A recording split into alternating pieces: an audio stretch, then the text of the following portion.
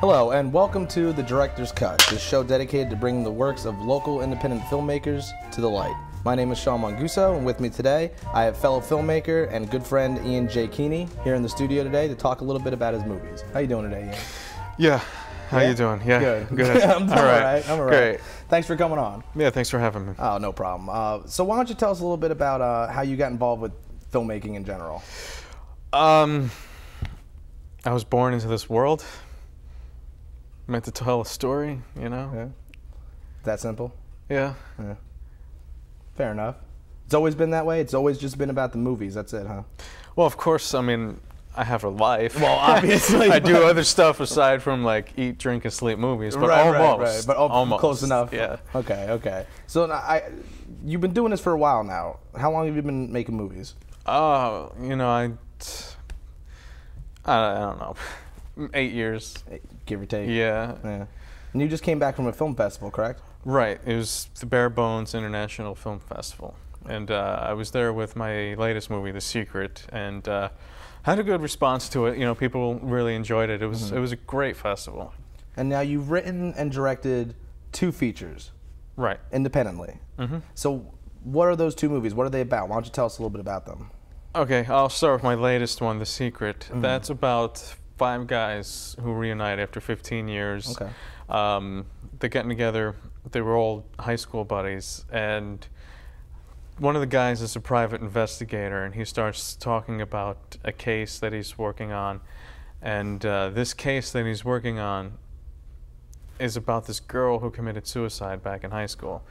And in the diary that this girl's mother found, she read it and saw that this girl was raped before she committed suicide.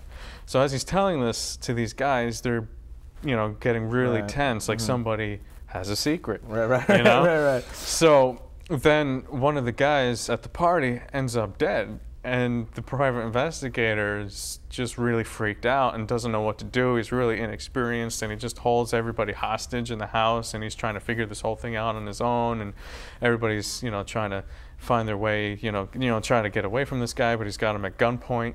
So it's kind of like a little mix between like film noir and And Then There Were None, something.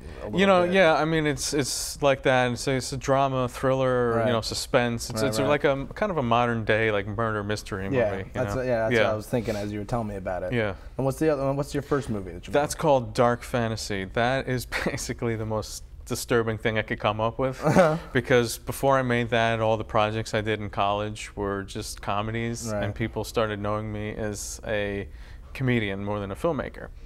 So I made this just to prove to people that I can do anything. And it's basically, I've seen a lot of movies that are, here's the cops, and they're going to chase the bad guy, and they're going to try to figure out the crime. But I always was interested, well, what's the bad guy doing while the cops are trying to figure it out? Right. So this movie is from that perspective. It takes the serial killer, twisted guy, and he's our main character, and it just goes into, well, what's his regular life like, and what are his thoughts and his darkest fantasies. Right.